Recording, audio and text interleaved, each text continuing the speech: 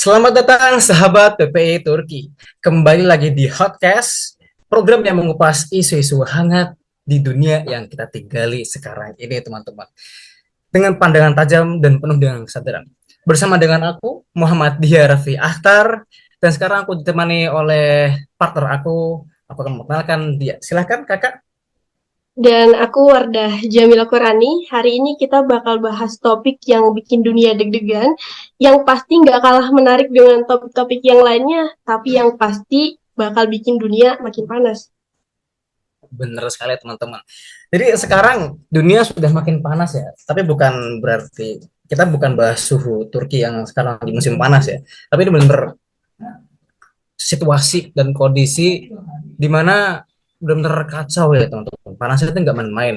Kita udah mainnya pakai rudal, drone, dan juga macam-macam kata-kata manis dari para penguasa yang katanya sedang menjaga perdamaian dunia, teman-teman.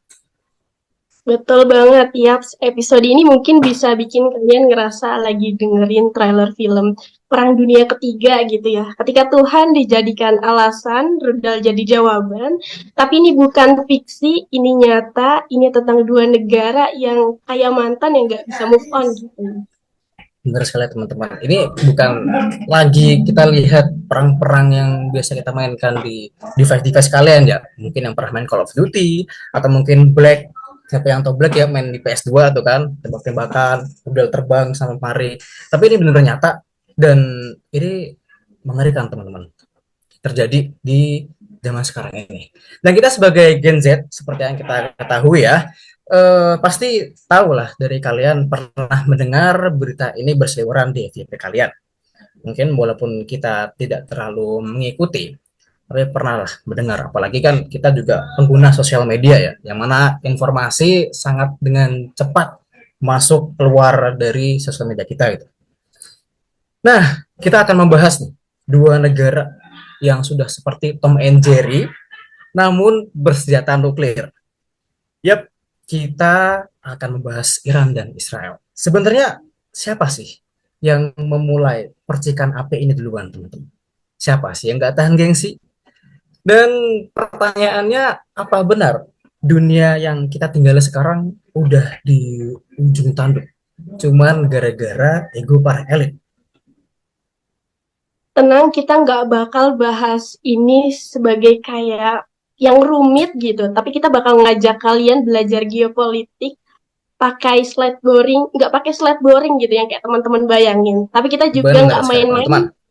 Iya, sini nggak main-main, ini serius, ini berdarah, tapi akan kita kupas dengan gaya yang bisa kamu cerna gitu, bisa kamu dengerin sambil rebahan seperti itu. Benar, podcast ini bisa jadi mungkin selingan teman makan kamu, atau mungkin juga selingan ketika kalian lagi mengerjakan tugas atau aktivitas yang kalian inginkan ya, sibukan masing-masing.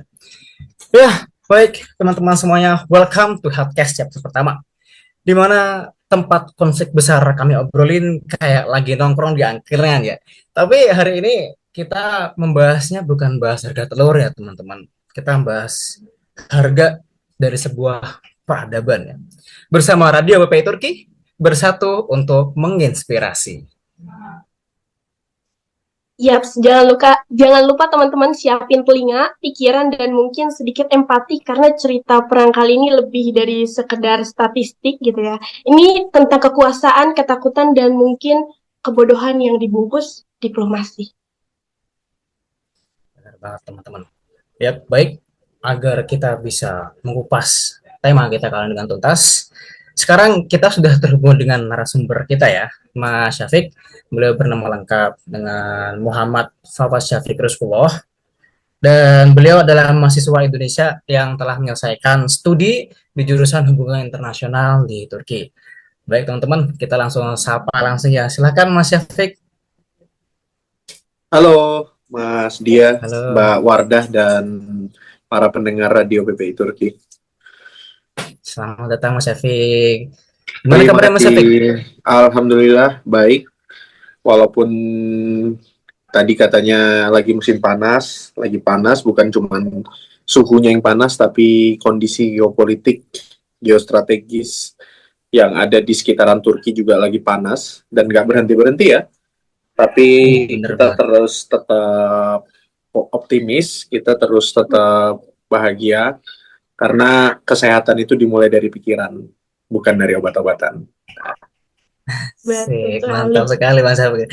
Baru pembukaan udah ada kata-katanya Mas Afik ya. Ini gara-gara dipantik sama kata-kata Mbak Wardah sama Mas Dia dari tadi. Aduh, aduh. Aduh, aduh.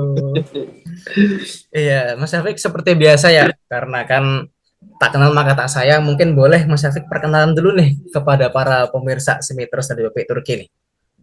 Oke, eh, buat para simiters, kenalin, aku Safik, nama lengkapnya Muhammad Hawa Syafiq Rizkullah. Hari ini pas banget di kita ngetek rekaman hari ini aku udah menyelesaikan tugas belajarku di kampus Universitas Ankara, jurusan hubungan internasional di jenjang S2. Aku kira kuliah di Turki itu susah. Ternyata yang lebih susah itu jaga niat dan semangat untuk akhirnya bisa terus menyelesaikan amanah. Ya, aku pernah ngutip salah satu kalimat yang menurutku ini juga bagus untuk para simiters ya. Kuliah di Turki itu uh, ibarat sebuah sholat gitu. Apa maksudnya sebuah sholat? Ketika kita sudah bertakbir, maka kita harus menyelesaikan sampai salam. Begitu juga ketika kita sudah niat untuk kuliah di Turki, maka pastikan kalian harus pulang dengan membawa diploma atau ijazah. Jadi mungkin aku beberapa kesempatan ini sekitar 3 tahun, 4 tahun memang menggeluti politik di Timur Tengah. Karena memang dari awal aku datang ke sini, niatnya memang untuk belajar tentang bagaimana sih kehidupan-kehidupan yang ada di Timur Tengah. That's why aku berangkat ke Saudi untuk beberapa kali. Aku berangkat ke Iran. Aku juga kelilingin Turki dari ujung timur, barat, selatan, utara. Dan mungkin dalam waktu dekat juga aku bahkan explore beberapa negara di Timur Tengah lagi untuk memperdalam khazanah keilmuan dan pemikiran gitu. Jadi terima kasih buat Radio PPI Turki udah ngasih kesempatan, udah ngasih ruang buat ngobrol-ngobrol tentang Timur Tengah. Karena kalau ditarik sejarahnya secara DNA, Indonesia yang hari ini merdeka itu sangat besar sumbangsih Timur Tengah dalam proses kemerdekaannya. Bahkan dari zaman ketika Belanda dulu, atau let's say negara-negara barat ya, yang dulu datang ke Indonesia dengan alasan mengambil rempah-rempah terus menjajah, itu ada sumbangsih tentara Utsmani yang akhirnya sampai hari ini kuburan-kuburannya itu masih bisa ditemukan di daerah Aceh.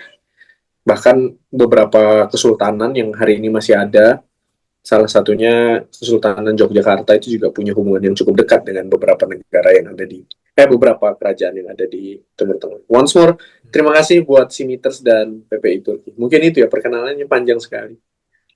Nggak apa-apa Mas. Itu sekaligus memberikan ilmu dan pengetahuan buat kita semua ya. Tapi ngomong-ngomong yang di hubungan Indonesia dan Turkmen itu, ini nggak sih Mas yang hubungan wali-wali itu kan? Ya, Dikirimnya para wali itu. Iya, itu ya kan ada hubungan. literatur yang bilang seperti itu. Cuman Hmm. yang paling sudah jelas adalah ya Ottoman waktu itu ngirimin bala tentaranya lah, bantuan bantuan tentara gitu untuk bagaimana bisa menyelamatkan Indonesia atau Indonesia. Nusantara. Ya, Sih. Ya, Berarti terima dari kasih dulu, juga Mas Taufik. oke. Gimana Kak Wardah? Lanjut. Ada pertanyaan Enggak. nggak? Aku cuma mau Oh, nyambungin silakan aja. Berarti tanyakan. Oh, dari boleh dulu boleh. berarti secara militer juga Turki sudah bersumbang sih kepada Indonesia gitu ya. iya, Sejak iya. lama. Sejak dulu. Jadi yang menarik dari Turki Utsmani ini, walaupun kita hari ini akan bahas tentang konflik Iran dan Israel, tapi kan kita juga nanti tarik juga sebenarnya kenapa kok ada negara Israel yang hari ini kita ketahui ya, negara Zionis Israel. Benar sekali. Jadi salah satu negara yang tertolong atas sumbangsih Turki itu bukan hanya Indonesia, tapi Irlandia. salah satu negara di Eropa yang waktu itu di bawah kepemimpinan Inggris. Dia menderita penyakit yang luar biasa hebatnya, dan mereka tidak diberikan bantuan oleh pemerintah Inggris.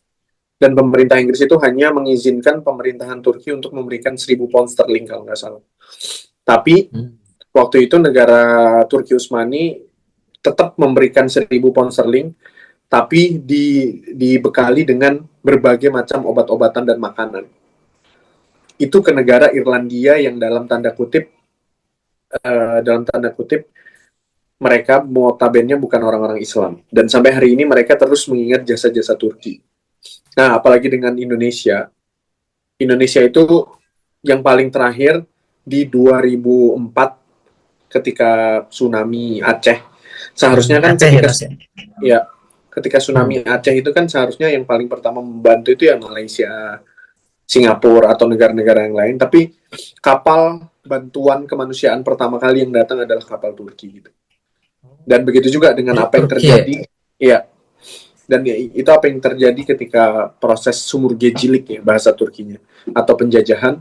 Turki nggak tinggal diam gitu, karena memang dari dulu Turki Utsmani tidak punya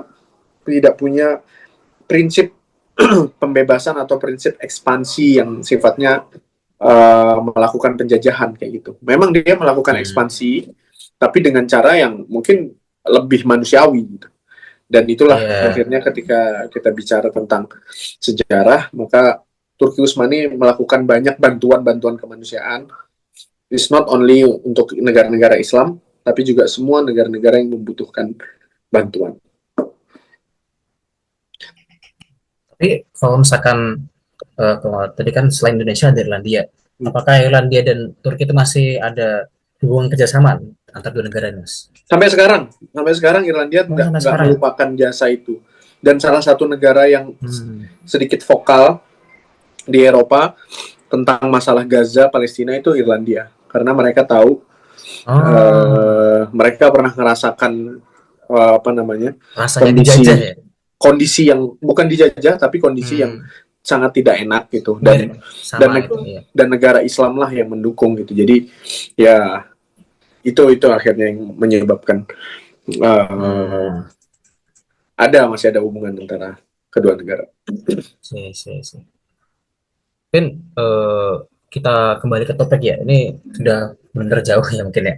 Mungkin membahas tentang Iran sama Israel nih Mas Syafiq.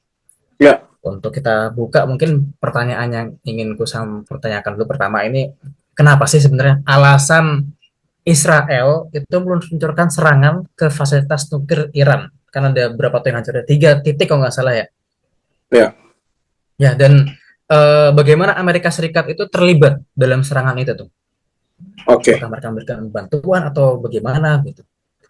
Jadi yang harus kita ketahui dulu dalam proses peperangan konvensional atau peperangan yang sifatnya adalah senjata, yang harus kita pahami dulu adalah ada faktor-faktor pendukung yang dilakukan sebelum terjadinya perang. Nah, salah satu faktor pendukung terjadinya perang itu adalah intelligence war ataupun perang secara intelijen gitu. Jadi ketika negara melakukan proses penyerangan, itu bukan berarti mereka asal melakukan serangan tanpa adanya informasi dan tanpa adanya persiapan yang pas. Kenapa kok akhirnya waktu itu atau kemarin Israel melakukan pengeboman kepada Iran, terutama di fasilitas yang berkaitan dengan nuklir, walaupun ketika dilihat ternyata Iran juga sudah memindahkan fasilitas-fasilitas nuklir itu ke tempat yang lain, karena saya yakin bahwa intelijen Israel sudah mengetahui sesuatu yang sangat besar gitu. Yang sangat besar, yang apabila tidak dilakukan penyerangan tersebut maka akan terjadi sesuatu yang sangat mengancam untuk Israel itu sendiri. Nah, itu salah satu alasan dibalik itu, walaupun kita nggak tahu progresnya sampai mana dan akan seperti apa, tapi yang jelas aku yakin intelijensi Mossad tahu sesuatu yang sangat besar makanya mereka siap menanggung resikonya walaupun dalam tanda kutip dalam berapa dekade ke belakang kan Israel nggak pernah diserang sama siapapun, nggak pernah disentuh sama siapapun, dan akhirnya mereka tahu resikonya, bahkan di beberapa titik kota itu kan cukup serius ya dampaknya. Itu yang pertama. Yang kedua, yang harus diketahui adalah Iran dan Israel itu sama-sama ingin menguasai dataran Timur Tengah ya, ataupun wilayah Timur Tengah itu sendiri. Iran, dia ingin bikin namanya satu jaringan Syiah Timur Tengah. Kemudian Israel itu sendiri ya ingin mengakomodir ataupun ingin menjadi penentu dari apa yang terjadi di politik yang ada di Timur Tengah. Kenapa itu dilakukan? Kenapa nggak terjadi di Indonesia? Kenapa nggak terjadi mungkin di, let's say, di Afrika dan lain sebagainya? Kenapa itunya terjadi di Timur Tengah? Karena Timur Tengah itu satu, secara geostrategi mereka memang punya potensially resource yang sangat besar gitu. Kenapa resource yang sangat besar ya? Kita nggak bisa pungkiri, apapun di sana ada ya, gas ada, minyak ada, kemudian banyak hal-hal yang sangat bisa membuat suatu negara itu kaya itu ada di Timur Tengah. Itu yang pertama. Yang kedua, secara geostrategi lagi, secara geografi juga, memang itu sangat penting gitu. Jadi orang mau ke Asia lewat Timur Tengah, orang mau ke Eropa lewat Timur Tengah. Jadi memang sepenting itu. Itu secara geografi. Secara historical background, kita ini hari ini mungkin banyak orang yang sekuler ya. Banyak yang sekuler, banyak yang liberal. Tapi nggak bisa dipungkiri, kita itu tidak bisa memotong sejarah. Dan hampir dari seluruh agama Samawi itu turunnya di Timur Tengah. Nggak ada yang turun di Perancis. Ya kan? Nggak ada yang turun di Belgia. Apalagi turun di Bekasi. Seluruh agama Samawi itu ada di Timur Tengah. Gitu. Jadi memang nggak bisa dipungkiri. Sepenting itu. Timur Tengah itu. Dan 3 hal itulah yang menjadi alasan kenapa Israel melakukan penyerangan. Atau kita bisa tarik ke belakang kenapa Iran dan Israel masih terus melakukan ataupun konflik ya antara kedua negara. Kayak gitu. Apapun bentuknya, apapun case-nya. Hari ini memang mungkin tidak ada penyerangan, tapi bukan berarti mereka tidak saling serang dalam hal apapun. Bisa aja dari segi intelijen, bisa aja dari segi apa ya, kita bisa bilang pengembangan nuklir dan lain sebagainya. Karena Israel juga melakukan pengembangan nuklir, sama aja gitu, sama aja. Jadi itu mungkin untuk jawab pertanyaan dari Mas Dia tadi. Berarti Tapi kalau tadi misalnya, yang gimana Kak Wardah? Silakan Kak tapi Wardah kalau mau tadi yang menanyakan tadi sesuatu kan? Mas Syafiq, oke. Kalau tadi yang Mas Syafiq bilang tentang kalau emang Israel kita tahu tujuannya untuk apa, maksudnya kayak beberapa orang banyaknya tahu Israel tuh menguasai Timur Tengah untuk apa. Tapi kalau yang tadi Mas Syafiq bilang Iran sendiri untuk seperti memperluas jaringan Syiahnya, apakah itu menurut pandangan Mas Syafiq baik atau tidak? Masalah baik atau tidak itu kita melihatnya dari sisi humanisme, dari sisi kemanusiaannya. Jadi apa sih sebenarnya tujuan dari apa namanya orang-orang dalam tanda kutip Syiah ini ingin membuat jaringan Syiah itu sendiri? Tujuannya itu bukan untuk membantai orang-orang Sunni. Nah, itu yang perlu digarisbawahi. Atau membuat bagaimana orang-orang Sunni itu tidak punya ruang, nggak ada. Kalau misalnya tujuan orang-orang Syiah membuat jaringan Syiah di Timur Tengah itu adalah untuk membantai orang Sunni, maka orang-orang Sunni itu harusnya sudah tidak ada di Iran. Tapi pada faktanya, di Iran, orang-orang Sunni itu diberikan tempat khusus. Dan itu bukan menjadi permasalahan yang besar di Iran. Jadi, yang perlu kita take note gitu, para simiters dan juga para pendengar radio PPI Turki, Di permasalahan Sunni dan Syiah itu sebenarnya cuma masalah di Indonesia. Hah. Itu yang harus teman-teman nggak. Berarti di Iran sendiri tidak sekonflik itu seperti di Indonesia, Mas. Di Iran nggak ada masalah Sunni dan Syiah. Di Turki, Iran dan Syiah itu, Sunni dan Syiah itu nggak ada masalah. Teman-teman pernah dengar Halkale nggak? Kalau Halkale kota Istanbul. nggak sih? Kalau nggak, oh iya di Istanbul. Daerah nggak sih, Mas? Daerah Halkale di Istanbul. Tahu nggak artinya Halkale itu? Apa tuh? Halk itu apa? Halk itu masyarakat, ya kan? Ale itu dari Ali, Halk Sayyidina Ali, masyarakat orang-orang yang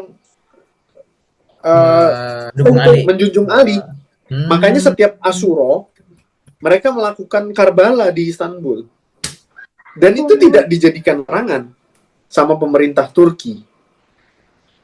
Gitu ya. Jadi itu yang pertama harus digarisbawahi. Dan alasannya adalah kita tarik ke sejarah Iran itu sendiri ataupun Republik Islam Iran. Hari ini kita banyak keliru bahwa Iran itu dekat dengan Amerika. Benar, Iran itu memang dekat dengan Amerika, tapi sebelum revolusi Islam Iran terjadi di Iran yang dipimpin oleh Ali Khomeini waktu itu. Memang dekat. Shah Pahlavi itu pemimpinnya atau raja Iran pada saat itu memang sama seperti Kemal Atatürk di sini. Yaitu apa? Melakukan proses sekularisasi Iran untuk akhirnya memisahkan antara agama dan pemerintahan. Dan siapa yang paling mendukung adalah Amerika. Amerika Serikat. Tapi yang terjadi adalah Shah Pahlavi hidup sangat glamor, hidup sangat mewah. Orang-orang Iran yang cerdas, orang-orang Iran yang pintar, orang-orang Iran yang membaca Quran, ya tidak terima dengan apa yang dilakukan sama dia. Akhirnya ketika Ali Khomeini sebagai seseorang yang terus memberikan kritik dan terus melakukan perlawanan-perlawanan terhadap imperialisme, waktu itu dia ditahan di Rusia, tapi beliau tetap menulis syair-syair yang dikirim melalui surat-surat dan kaset-kaset, dan akhirnya itu menjadi penyemangat untuk orang-orang Islam Iran untuk melakukan perlawanan dan menggulingkan kepemimpinan Shah Pahlavi. Nah, setelah akhirnya Shah Pahlavi itu diturunkan dari Iran, dari kejabatannya di Iran, setelah itulah Amerika sudah tidak pernah ada lagi di Iran. Bahkan kedutaan besar Amerika Serikat di Iran itu udah dihancurkan, langsung diusir, dan hari ini menjadi museum, the Museum of Espionage, yang artinya adalah akar dari setiap permasalahan yang ada di Timur Tengah itu berasal dari Amerika Serikat, gitu. Jadi itu sangat keliru cara berpikirnya bahwa Iran itu antek-antek Israel, antek-antek Amerika Serikat. Mereka itu sudah membuang jauh-jauh Amerika Serikat, dan akhirnya apa? Dari sejak 1970 kalau tidak salah, 1970-1980 mereka udah diembargo secara apapun. Diembargo secara politik, diembargo secara ekonomi, diembargo secara hubungan internasional. Akhirnya apa? Mereka nggak bisa menjual barang mereka kemana-mana. Mereka hidup dengan sangat keterbatasan. Sangat terbatas karena embargo itu. Nah, kenapa? Nah, sekarang kenapa kok akhirnya Iran itu membuat jaringan Syiah di Timur Tengah? Satu, karena tujuan utamanya adalah bagaimana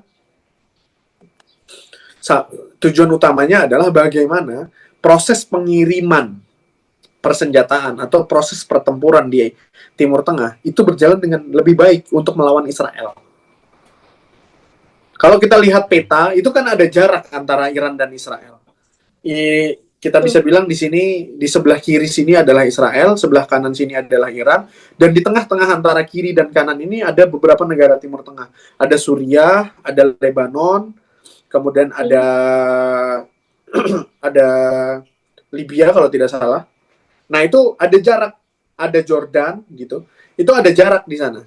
Nah, jaringan Syiah itu dibentuk untuk akhirnya mendekati negara Israel. untuk ketika proses pengiriman senjata ke Hamas, proses pengiriman senjata ke orang-orang Palestina, proses pengiriman bantuan-bantuan ke Palestina, dan untuk akhirnya memberikan perlawanan terhadap Israel itu lebih mudah. Nah, hari ini salah satunya yang menjadi permasalahan yang cukup pelik adalah ketika kemarin Assad itu tumbang di Suriah. Sebenarnya bagus, sangat bagus.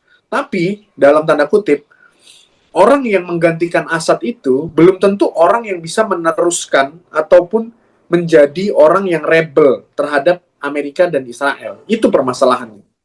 Jadi sebenarnya Iran itu tidak sepenuhnya mendukung Assad, karena secara jenis Syiah atau secara tipe Syiahnya itu sangat berbeda. Bahkan Menyeleweng gitu ya. beberapa Bisa dibilang menyeleweng ya. menyeleweng. Bahkan orang-orang Iran itu mengatakan bahwa mereka itu kafir, Syiah kafir gitu. Mereka nggak percaya Tuhan apa segala kayak gitu. Makanya yang paling menarik kalau teman-teman bisa perhatikan, ketika Assad itu kalah, runtuh, Assad pergi kemana? Seharusnya kalau misalnya dia itu Syiah seperti Iran, dia akan pergi ke Iran. Tapi dia kemana? Dia ke Rusia dengan keluarganya. Karena memang karena itu kepentingan politik. Jadi kita itu kadang dalam berpikir itu tidak bisa membedakan ini adalah kepentingan politik, ini adalah masalah tentang keagamaan gitu. Nah, nanti ada lagi yang berpikir, lah, terus kalau agama dipisahkan dengan politik gimana? Bukan begitu. Bukan begitu cara berpikirnya. Kondisinya seperti itu. Mau gimana? Apakah kita jadi antek-anteknya Amerika lebih baik? Melancarkan apa yang dilakukan Amerika jauh lebih baik? Enggak dong. There is no choice. Daripada Iran harus memilih milisi pemberontak di Suriah yang didukung oleh Amerika, ya lebih baik dia mendukung Assad yang dia adalah bisa dipercaya yang kontra terhadap Amerika, kayak gitu. Itulah kenapa Suriah itu menjadi salah satu sangat matters, karena once ketika diambil alih sama orang yang tidak punya kekuatan kepemimpinan, ya sekarang bisa dilihat Israel ngapain di Suriah? Istana kepresidenan dan kantor Menteri Pertahanan dibom sama Israel tanpa alasan yang jelas, kecuali untuk bagaimana membuat janji peta Yahudi itu yang dia punya. Jadi peta Yahudi itu sampai di Iran, terutama di Isfahan yang kemarin salah satu tempat yang dibom oleh Israel itu sendiri. Karena mereka benar-benar luas. Ya, luas. Penggambaran peta Israel benar luas ya. Iya, karena mereka mempersiapkan datangnya Dajjal. Berarti termasuk aku pernah dengar Mas, kalau misalkan Israel ini melakukan serangan tuh juga ada motif apa? Mereka punya panji jargonnya itu yang Rising Lion. Iya. Tentang Rising Lion. Berarti itu juga termasuk. Iya, termasuk itu. Jadi kalau Rising Lion yang dikirim oleh Israel itu gini, karena dulu itu Persia itu lambangnya lion kan, lambangnya itu singa. Persia di zamannya Shah Pahlavi itu. Nah, ini Pahlavi yang sekuler ini punya cucu di Amerika. Nah, itu sebagai ditakut-takutin bahwa kepemimpinan Ali Khamenei yang sekarang itu akan digantikan dengan pemerintahan sekuler dan digantikan oleh anak ataupun cucu dari Pahlavi tadi ini. Ya, kayak gitu. Tapi kalau jadi lanjut Mas. Jadi intinya nih sebelum ke Wardah. Jadi intinya adalah jaringan Syiah itu dibentuk untuk melawan apa yang mau dibentuk oleh Israel. Karena begini, Pak. Karena begini, teman-teman Simiter atau para pendengar radio PPI Turki. Israel itu sangat menunggu datangnya Dajjal dan mempersiapkan datangnya Dajjal. Dan orang-orang Syiah itu menunggu datangnya Imam Mahdi, untuk mereka akhirnya turun ke bumi ataupun menyambutlah Imam Mahdi itu sendiri. Jadi ini adalah dua kutub yang sangat berbeda. Dan benar-benar makanya mereka terus berperang. Karena keduanya memang mempersiapkan sesuatu yang dijanjikan oleh agama. Dan perang itu tidak akan pernah berhenti ketika yang menjadi landasan adalah dogma ataupun agama. Betul. Kalau janjinya cuma rempah-rempah, selesai Pak perang Pak. Kalau janjinya cuma tentang minyak, selesai. Tapi ini beyond of materi. Ini udah kepercayaan. Iya kan? Bener-bener. Orang Israel mereka itu bakal pada berhenti gitu. Iya, orang Israel itu perang nyerangin negara sana sini, mereka bukan cari minyak, Pak. Mereka bukan nyari apa, enggak. Dia memang mempersiapkan datangnya Dajjal. Begitupun Amerika. Dan begitu tuh. Nah, dan begini, Amerika itu kenapa kok sifatnya seperti itu? Karena kan di baliknya itu, wah ini sebenarnya ya karena saya belum terkenal dan bukan orang besar ya. Jadi kita bisa sampaikan bahwa ya penopang utama Amerika itu kan keluarga Rockefeller sampai sekarang. Dan Rockefeller itu siapa? Itu keluarga Yahudi. Dan mereka itu membuat jaring keluarga Rockefeller itu sampai di seluruh negara-negara Eropa untuk akhirnya mengontrol bank. Dan ketika semuanya sudah settle, Israel itu sebagai wujud, ini loh orang Yahudi itu sudah sekuat itu. Ataupun let's say Zionism. Sudah sekuat itu. Nah, aku bisa bilang kalau misalnya kita bicara tentang politik Islam hari ini, yang bisa diandalkan itu cuma Iran. Kenapa aku bisa bilang gitu? Karena mereka clear. Mereka itu, kalau teman-teman membaca ideologinya adalah ideologi perlawanan terhadap penindasan. Penindasan yang dimaksud adalah penindasan yang dilakukan oleh orang-orang Yahudi ataupun Barat. Kayak gitu. Jadi ini kita jangan bicara Sunni Syiah dulu lah gitu. Kalau misalnya kita berbincangnya tentang Sunni dan Syiah, ya itu nggak akan pernah habis. Tapi kita berbicara tentang siapa nih yang berpikir ataupun siapa nih yang berani untuk melakukan perlawanan terhadap apa yang dilakukan oleh Israel yang mereka menjadikan Amerika Serikat itu sebagai backup. Tapi siapa orang-orang yang ada di Amerika itu? Ya orang-orang Yahudi Zionis, itu aja, sesimpel itu. Berarti sebetulnya gimana tadi Kak Wardah mau menanyakan ya? Iya. Kak Wardah, silakan Kak Wardah. Tapi sebenarnya aku pengen balik lagi ke topik mengenai Irannya sendiri. Sebenarnya kan Iran bahasanya sudah dibully oleh Israel sejak sudah lama gitu ya, dari pemimpin Hamas yang diserang atau pemimpin Hizbullah yang diserang. Ada juga di 2020 juga ilmuwan nuklir senior Iran juga sudah diserang gitu sama Israel sendiri. Kenapa tidak dari jauh-jauh hari Iran menyerang Israel dengan persiapan yang sangat kuat ini? Kenapa tidak dari jauh-jauh hari gitu Mas? Kenapa baru tahun ini gitu? Sebenarnya kan dari faktor-faktor sebelumnya sudah Iran bisa membalas Israel dengan bom-bomnya Iran sendiri gitu. Seperti itu.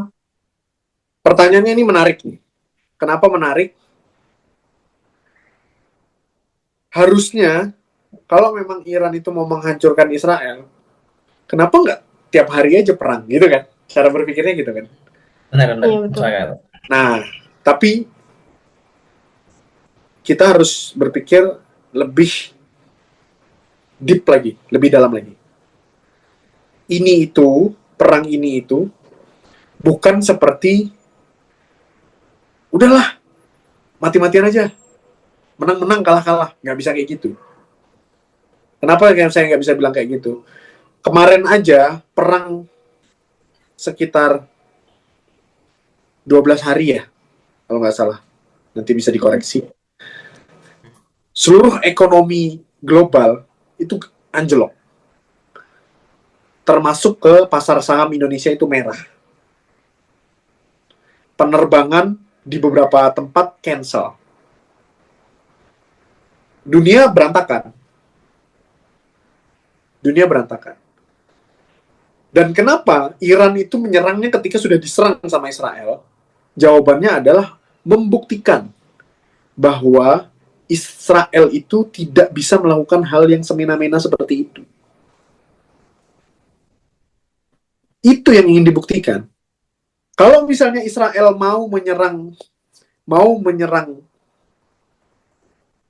kalau misalnya Iran mau menyerang Israel kapan aja, bisa nggak? Bisa. Tapi dia akan mengukur sudah seberapa banyak negara yang bakal siap di belakang Iran. Kemarin nih, Iran nyerang Israel. Siapa yang turun tangan? Cina, Rusia, nggak ada. Single fighter. Israel nyerang Iran, dibombardir sama Iran. Israel, Amerika dukung. G7, negara-negara ekonomi besar, 7 dunia dukung. Negara-negara Eropa mengecam. Negara-negara Islam dan lain sebagainya kemana? Nggak ada. Iran berpikir kalau sehari ini nyerang langsung Israel, dia hancur. Bukan karena takut sama Israelnya, bukan. Mengukur kekuatan politik. Nggak bisa begitu cara berpikirnya. Itu mah desain-desainan itu. Lah, bukan masalah desain-desainan ini. Kalian yang di belakang siap backup nggak gitu? Sementara ini aja, Iran itu sendirian, dikepung sama negara Islamnya sendiri bahkan. Turki ngecam. Tapi itu bendera Israel berkibar di Ankara.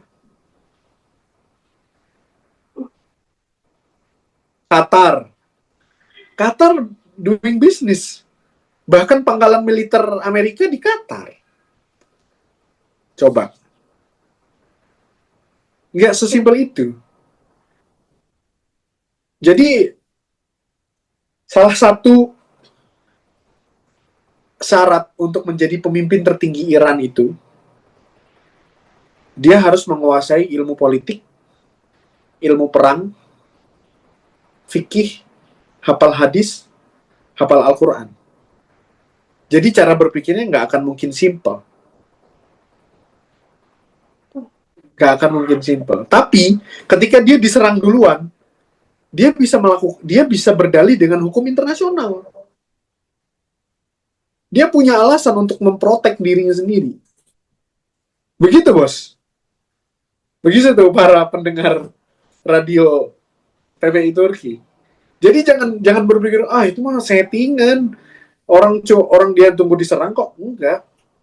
Dia itu ngirimin senjata ke Hamas itu udah sangat luar biasa. Besar-besaran. Ngirimin bantuan ke Hamas itu besar-besaran. Nerima pengungsi dari Afghanistan tuh udah besar-besaran. Di tengah ekonomi yang diembargo, di tengah politik yang diembargo, mereka harus nyiptain mobil mereka sendiri. Mereka harus menciptakan alat-alat kesehatan mereka sendiri. Mereka harus menciptakan produk-produk teknologi mereka sendiri. Karena apa? Karena barang-barang dari negara lain nggak ada yang bisa masuk. Di saat yang bersamaan, barang-barang mereka juga nggak bisa dijual keluar.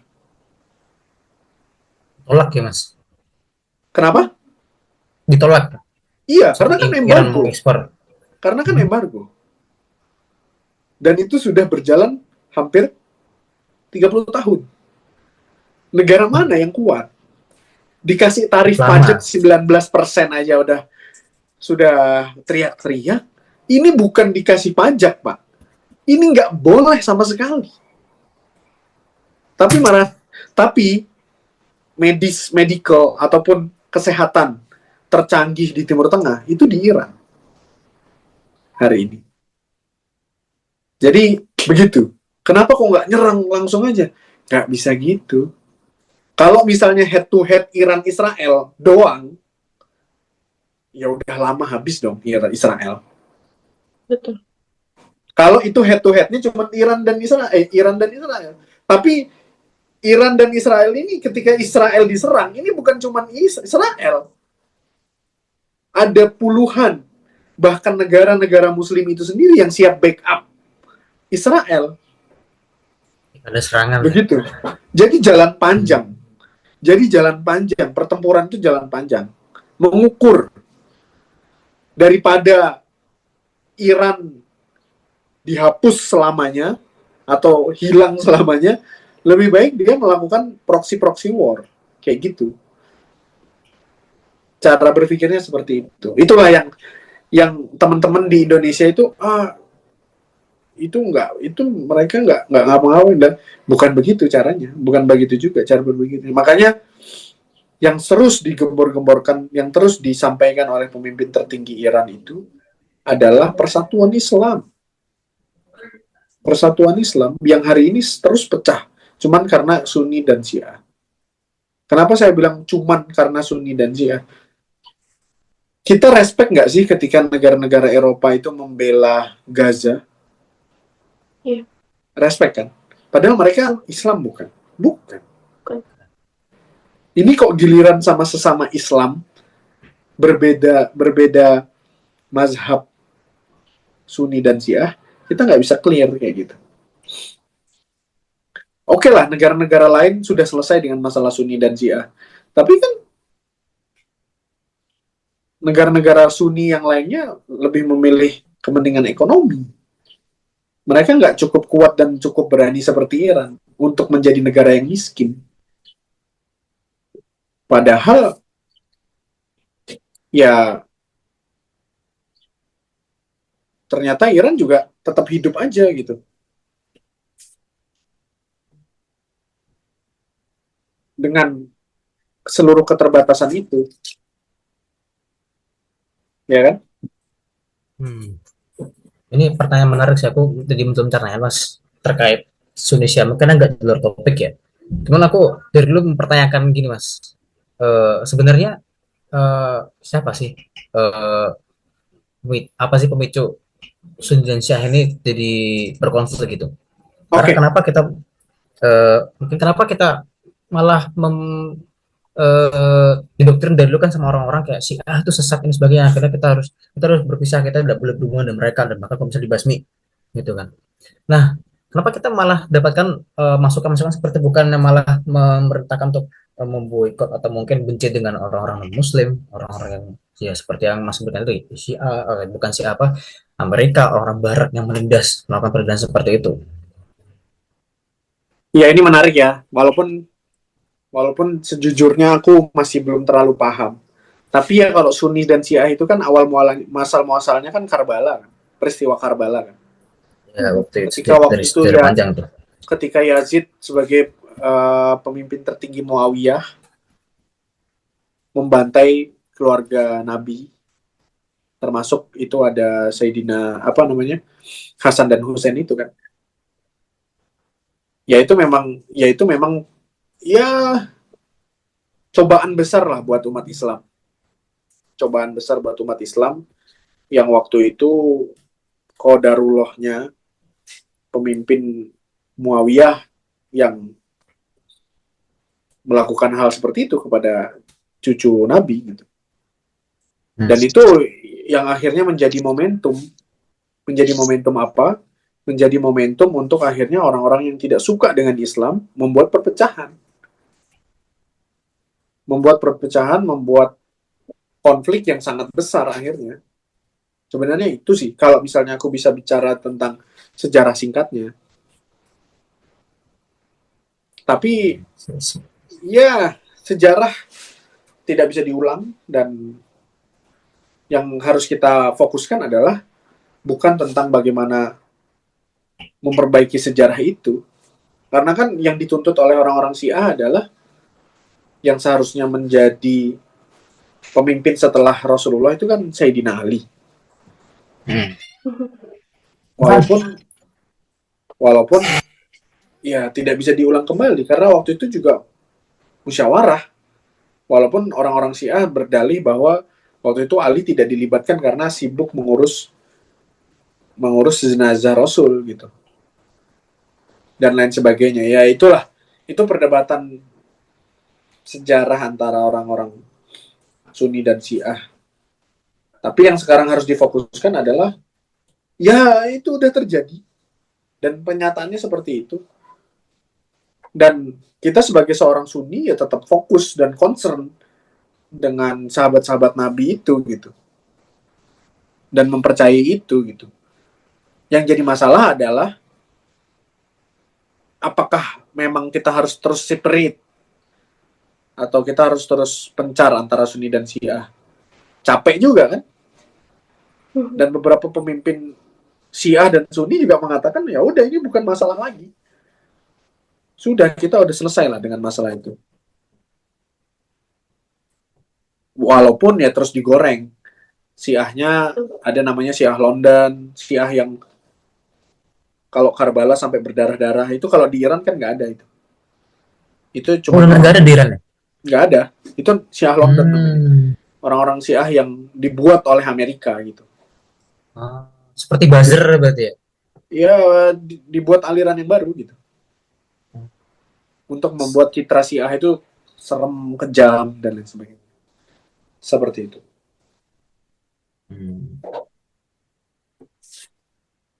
Tadi ada yang mau ku tanyakan Mas terkait yang tadi Mas Afif jelaskan tentang kalau ternyata sebenarnya Israel lah orang-orang Yahudi Zionis yang memberikan suplai atau sumbangan ke Amerika itu sendiri. Tapi kemarin yang aku dengar, aku belajar sedikit tentang hal ini. eh, Banyak yang bilang kalau misalkan negara Israel itu dibangun sebenarnya hanya atas kepentingan politik dari negara-negara Barat itu sendiri. Jadi sebenarnya Israel itu bukan bukan negara bisa dibilang, tapi hanya kepentingan politik dari orang-orang Barat, seperti sebuah konspirasi gitu mungkin ya. Sebenarnya begini, intinya adalah wilayah Syam atau wilayah di mana negara Palestina dan Israel itu adalah wilayah yang dijanjikan oleh Tuhan. Ada di dalam Al-Quran dan ada juga di dalam kitab-kitab orang-orang yang beragama Samawi. Kalau kepentingannya orang Barat, saya rasa tidak. Itu tetap kepentingan orang-orang Yahudi dan Zionis. Nah, kalau misalnya ada narasi tentang negara Barat, ya negara-negara Barat kan memang sudah dikuasai sama mereka.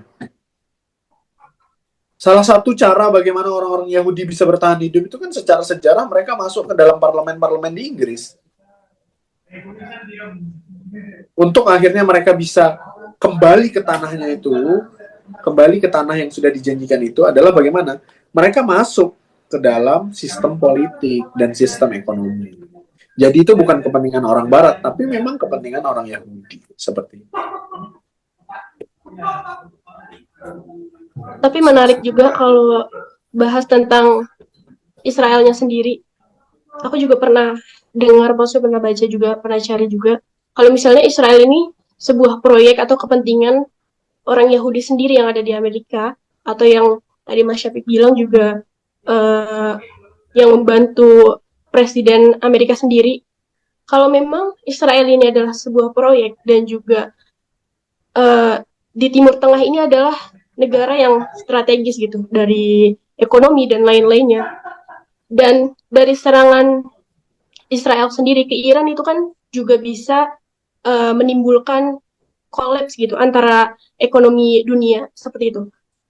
Kalau membicarakan tentang ekonominya dengan perang itu bisa menurunkan ekonomi, apakah Perdana Menteri Israel sendiri sudah tidak bisa diatur oleh Amerika sendiri atau petinggi lainnya gitu, Mas Syafiq? Ya, jadi itu menarik ya. Mereka sudah tahu resikonya, mereka udah paham apa konsekuensinya. Tapi ketika penyerangan itu tidak dilakukan, maka dampaknya akan jauh lebih besar daripada sekedar melakukan penyerangan itu. Paham? Jadi maksudnya begini, melakukan penyerangan itu dampak ekonominya besar. Tapi secara kalkulasi dan perhitungan orang-orang Israel, intelijensinya Mossad, intelijensinya Amerika, CIA, FBI, dan lain sebagainya, kalau itu tidak dilakukan penyerangan, maka konsekuensinya akan jauh lebih besar daripada tidak melakukan penyerangan. Seperti itu. Kenapa bisa Jadi nggak jauh apa-apa lebih nih. Jadi nggak apa-apa nih, pasar saham atau ekonomi internasional crash dalam jangka waktu 6 seminggu, 2 minggu, daripada kalau misalnya ini dibiarkan, maka Iran akan jauh lebih besar daripada sekedar dilakukan penyerangan selama 6 ataupun 12 hari itu. Kayak gitu. Ada. Jadi itu udah secara kalkulasinya ya oke lah. Ya itu tidak mungkin dalam tanda kutip itu ratusan triliun hilang nggak apa-apa lah, nggak ada masalah lah gitu. Daripada secara struktur ekonominya benar-benar ambruk kayak gitu. Itu sudah dipikirkan juga berarti Ya. dengan pihak Israel. Bukan berarti Perdana Menteri Israel tuh peliharaan yang kabur gitu, bukan berarti gitu ya, Mas? Bukan berarti. Karena sebenarnya nggak mungkin mereka tidak melakukan koordinasi, nggak mungkin mereka tidak melakukan konsolidasi terlebih dahulu. Ya, apa yang kita dilihat di media itu benar-benar sangat dikulik, dan itu tidak bisa menjadi patokan. Jadi kayak misalnya Netanyahu tidak bisa dibilangin Donald Trump dan lain sebagainya, itu sangat dikulit. Bahkan pendukung utama aja ya, Mas, ya?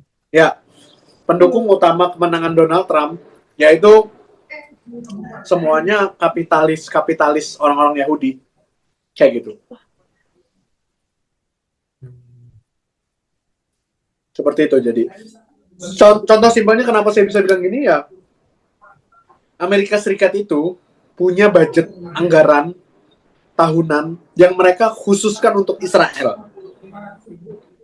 Mereka khususkan untuk Israel. Coba, negara mana coba yang dikasih budgeting anggaran tahunan khusus dari APBN negara Amerika Serikat khusus ke negara tersebut? Nggak ada. Kecuali Israel.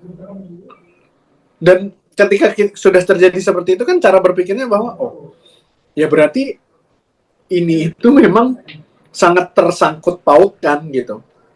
Cuman orang-orang yang mendanai orang-orang yang lebih besar daripada Donald Trump dan lain sebagainya itu nggak akan pernah ada di media, pernah muncul, nggak akan pernah tersentuh telinganya, dan nggak akan pernah ditahu siapa mereka. Kayak gitu. Malah jadi kayak kajian konspirasi. Tapi kenyataannya seperti itu, teman-teman. Kenyataannya seperti itu. Nanti teman-teman coba deh, aku kasih rekomendasi film satu, namanya Spy. Nah, Spy itu ngejelasin bagaimana intelijensi Mossad, intelijensi Israel, yang akhirnya dia sampai orang yang paling penting di Kementerian Pertahanan Suriah, yang akhirnya perang 6 hari Suriah itu, perang 6 hari negara-negara Arab dengan Israel itu cuman diselesaikan sama Israel dalam 2 jam. Teman-teman bisa tonton itu. Terus kalau teman-teman mau lihat bagaimana canggihnya intelijensi Mossad, mereka tinggal sekitar belasan sampai puluhan tahun di kampung-kampung Palestina hanya untuk mencari data dan informasi. Mereka sholat sebagaimana Muslim, mereka Jumatan sebagaimana Muslim, mereka nikah dengan orang-orang Palestina untuk mendapatkan informasi dan lain sebagainya. Itu nama filmnya Fauda. Itu cukup panjang, itu sekitar 6 sampai 8 episode, dan teman-teman tonton itu, nanti teman-teman akan punya cara pandang dan cara berpikir yang tidak hanya bagaimana teman-teman melihat media itu sendiri, kayak gitu. Jadi nanti aku berharap teman-teman para pendengar radio PPI Turki, teman-teman bisa nonton Spy dan Fauda itu sebagai rujukan lah untuk teman-teman memahami bagaimana dunia politik dan dunia peperangan itu sebenarnya terjadi. Nah, kalau teman-teman mau lihat lagi sebenarnya apa yang terjadi dalam perang, teman-teman bisa nonton Lord of War. Itu bagaimana para pembisnis senjata membeli senjata di negara-negara pasca konflik, dan senjata-senjata itu dikirim ke negara-negara yang sedang berkonflik. Itu bagaimana pembisnis Yahudi melakukan bisnis peperangan. Itu juga satu lagi filmnya, tadi Lord of War, satunya War Dog. War Dog itu anak usia 23 sampai 25 tahun itu sudah melakukan bisnis perang dengan membaca data-data kebutuhan Kementerian Pertahanan Amerika Serikat untuk akhirnya bisa menyuplai dan mendanai alutista ataupun senjata-senjata untuk akhirnya bisa dapat keuntungan. Nah, jadi nanti teman-teman, nanti ini Bang Safi kok ngomongnya kayak gini sih? Enggak kayak gitu. Cara berpikirku aja yang enggak bukan seperti orang-orang yang normal ataupun yang lainnya. Nah, tapi kalau misalnya teman-teman mau lebih detail lagi, teman-teman datang ke Iran. Nanti teman-teman akan ngelihat bagaimana masuk ke masjid itu jauh lebih susah daripada masuk ke istana negara. Karena apa? Karena sudah terjadi berkali-kali orang masuk ke dalam masjid itu akhirnya nembakin puluhan orang. Dan mereka siapa? Mereka mata-mata Mossad ataupun mata-mata Yahudi, mata-mata Israel. Dan itu real terjadi. Itu sebuah fakta yang sedikit mengagetkan sih, Mas. Iya. Jadi masuk ke masjid itu jauh lebih susah karena apa? Karena sudah sering terjadi orang-orang antek-antek Israel, mata-mata Israel, itu nembakin orang-orang yang ada di masjid di Iran. Ketika ditelusuri ya mereka dibayar oleh Mossad. Tapi tidak tersebar di media begitu, Mas? Nggak ada, itu nggak ada. Nggak mungkin tersebar media sih kayaknya. Nggak Betul. mungkin sih. Strategisnya se-prepare dan sekuat itu berarti ya. Jadi itu yang teman-teman bisa bisa tonton dan sebagai khazanah supaya seperti ini. DNA dari pelajar-pelajar Indonesia di Turki, pelajar-pelajar di Turki itu adalah salah satunya memahami tentang permasalahan geopolitik, geostrategi ataupun berkaitan dengan perpolitikan. Jadi aku berharap dari teman-teman, aku nggak tahu nanti yang akan dengar podcast ini akan berapa banyak, tapi aku berharap dari mungkin let's say 25 orang, aku berharap ada 5 ataupun 3 orang aja yang punya cara berpikir bahwa kuliah di Turki itu bukan sesuatu yang sepele, bukan sesuatu yang bisa disia-siakan, dan seharusnya bisa membentuk cara berpikir politik yang pertama. Yang kedua, cara berpikir intelijen, mencari dan menggali informasi. Dan yang ketiga, cara berpikir keberpihakan terhadap mereka yang tertindas. Jadi aku berharap itu. Karena apa? Karena dalam kurun 10 tahun ke depan, ini ya teman-teman ya, posisi Indonesia dan Turki itu akan sangat strategis. Dan once ketika kita serius dan benar-benar, maka kita akan dipakai. Ilmu kita akan dicari. Jadi aku berharap dari konflik Iran dan Israel ini, itu kita bisa baca sebenarnya. Ketika negara itu sudah berada di atas dari hanya sekedar berbicara materialistik, maka tidak ada hal apapun yang bisa menghentikan kekuatan negara tersebut. Dan Iran maupun Israel itu telah membuktikan itu. Gitu. Iran itu adalah negara yang sangat tidak peduli dengan hukum internasional. Ya kan? Dia diembargo, dia tetap hidup. Israel sama. Negara yang sangat tidak peduli dengan hukum internasional. Dia dikecam di mana-mana, tapi tetap melakukan genosida. Dan saya berharap di suatu hari nanti, Indonesia itu berada di posisi yang seperti itu. Posisi apa? Posisi di mana negara lebih kuat daripada hukum internasional. Yang seringkali hukum internasional itu tidak adil terhadap negara-negara berkembang, terhadap negara-negara yang tidak pro terhadap peraturan yang sudah dibentuk oleh mereka yang punya kapital yang jauh lebih besar. Seperti itu.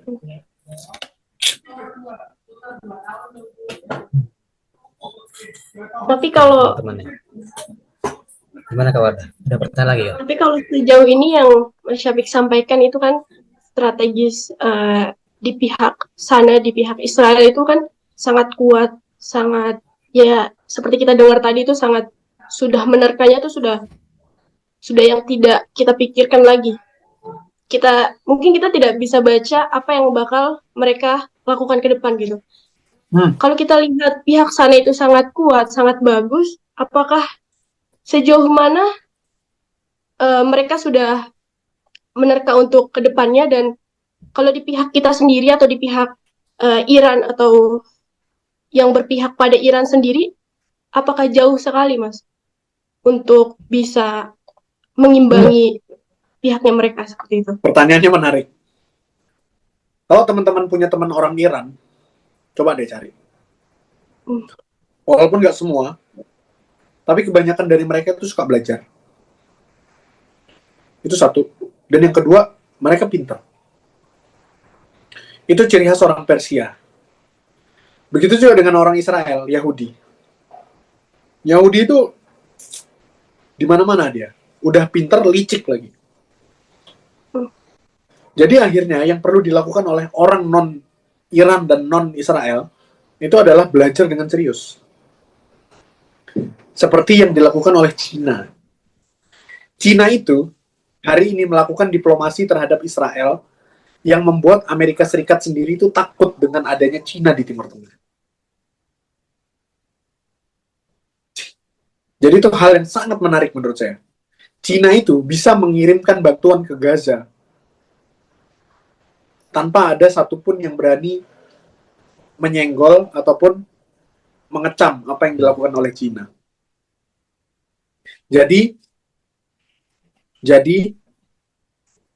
kalau ditanya sudah sejauh mana, mereka sudah sangat jauh. Bahkan Indonesia, kalau misalnya dihitung secara pendidikan dan lain sebagainya, kita itu ketinggalan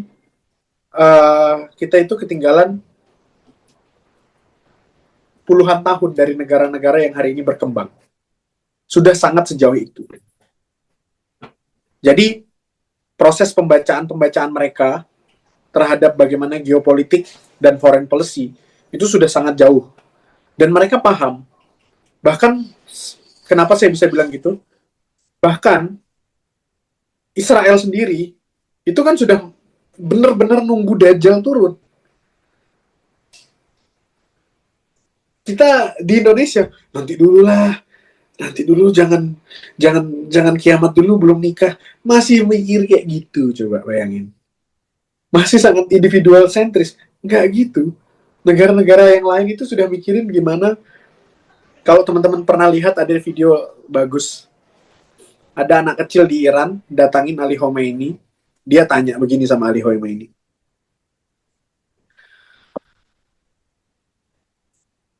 Ya, Imam.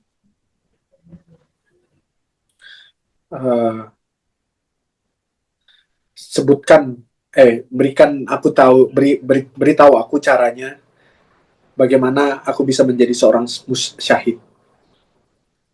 Anak kecil segini nih, masih umur 3-4 tahun. Dia udah tanya ke Ali Khomeini bagaimana saya bisa menjadi seorang syahid. Pernah denger nggak di Indonesia ada anak kecil datang ke Ustadz kemana, dia ngomong seperti itu? Nggak ada. Jadi sudah sejauh itu.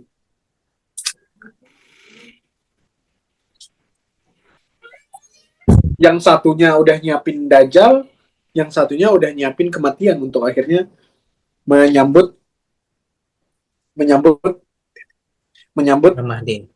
Imam Mahdi. Walaupun kapan akan terjadinya kiamat, kita nggak pernah tahu. Tapi mereka udah mempersiapkan itu. Hari ini kan kita kan, pemerintah kita ataupun orang-orang Indonesia masih sibuk bagaimana mikirin makan siang gratis kan.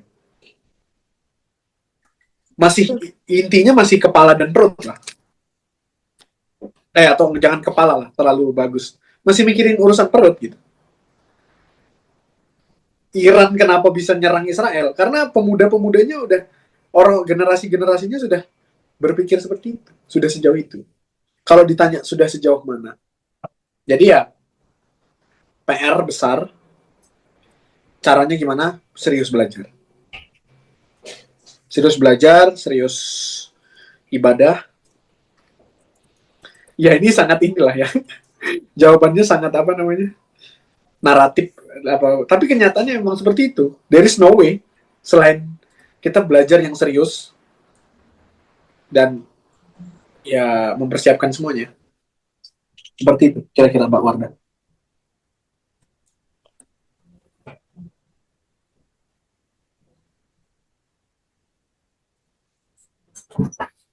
Ya, terima kasih banyak Mas Afik atas masukannya dan juga advice yang bisa kita dapatkan sangat amat banyak ya teman-teman ya.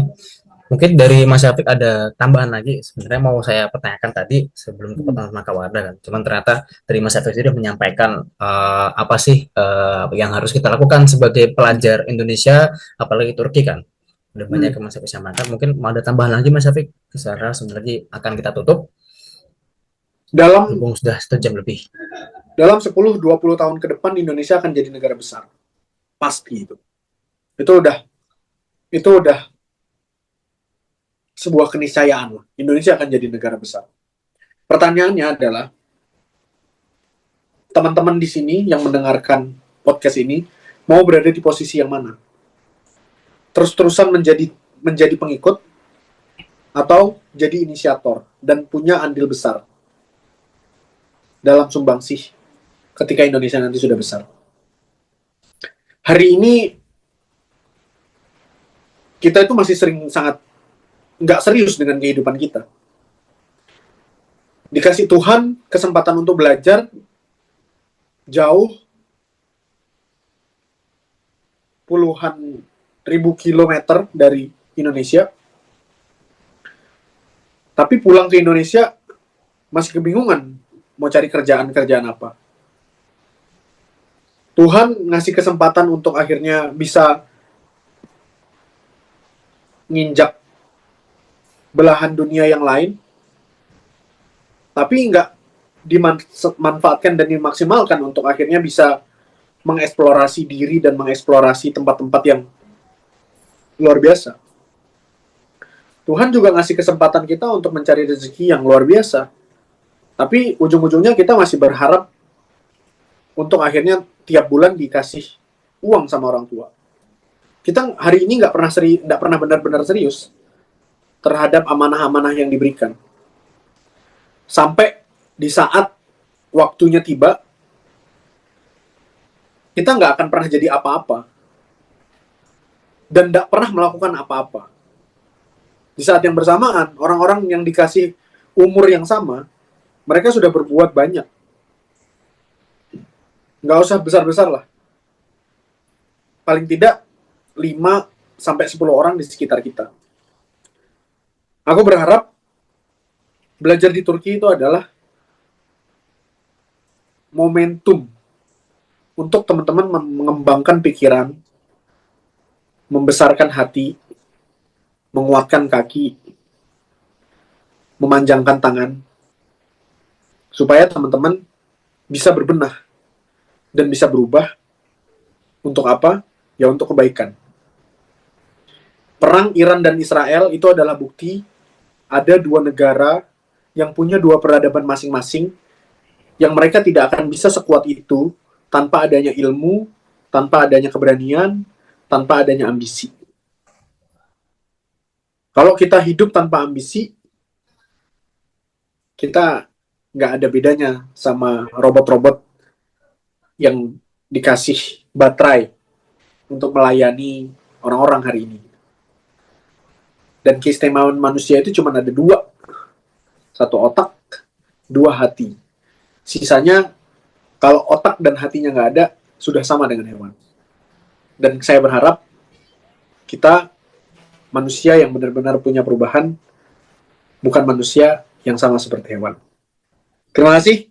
Saya kembalikan ke Mbak Wardah dan Mas Dia. Terima kasih juga Mas Syafiq atas patah dua kata tadi, teman-teman. Benar sekali, teman-teman, kita sebagai pelajar Indonesia yang sudah diberi kesempatan ya untuk bisa studi Turki, banyak peluang dan juga banyak sekali kesempatan untuk kita bisa mendapatkan ilmu dan juga pelajaran yang sangat banyak itu. Dan untuk kamu sahabat pendengar Radio PP Turki, tetap update dan bijak menyikapi isu global karena dunia ini saling terhubung, apa yang jauh bisa juga menjadi dekat. Terima kasih Mas Syafiq sudah meluangkan waktu menjadi narasumber di podcast Radio PP Turki kali ini. Sama-sama. Senang bisa ngobrol sama teman-teman. Aku berharap Radio PPI Turki bisa terus memberikan kabar, bisa terus memberikan insight, dan yang paling penting, ini bisa menjadi batu loncatan karir teman-teman. Yang hari ini karir itu bukan hanya tentang jadi karyawan, bukan hanya menjadi orang kantoran, tapi karir itu adalah tentang bagaimana kita membuat karya dan bagaimana kita bisa memberikan ilmu yang bermanfaat buat banyak orang. Hari ini, teman-teman di Radio PPI Turki bisa bikin podcast. Aku berharap setelah lulus dari Radio PPI Turki bisa bikin podcastnya sendiri, entah apapun itu. Hari ini teman-teman bisa bikin konten. Aku berharap teman-teman juga bisa serius dengan akunnya sendiri. Kadang-kadang kita itu giliran dikasih amanah di organisasi serius, tapi giliran dikasih amanah untuk dirinya sendiri nggak pernah serius. Apa buktinya kalau kalian nggak pernah serius dengan diri kalian sendiri? Instagram kalian nggak ada isinya, sosial media kalian cuma buat stalk mantan, sosial media kalian malah aktifnya di second account. Jadi aku berharap, yuk sama-sama kita kasih manfaat, sama-sama kita kasih insight. Masalah salah, wajar, namanya anak muda. Kalau kita benar, ya kita jadi wakil presiden, walaupun wakil presiden juga sekarang banyak salahnya. Terima kasih Mbak Wardah dan Mas Dia. Sama-sama Mas Syafiq, terima kasih kembali. Untuk para pendengar Semiter sekalian, sekian dari kami Radio PP Turki. Jangan lupa juga teman-teman ya, follow Instagram, TikTok, dan juga YouTube Radio PP Turki. Ya, Radio PP Turki bersatu untuk menginspirasi. Sampai ketemu di podcast selanjutnya. Sampai jumpa. Görüşürüz. Görüşürüz. Sampai jumpa teman-teman.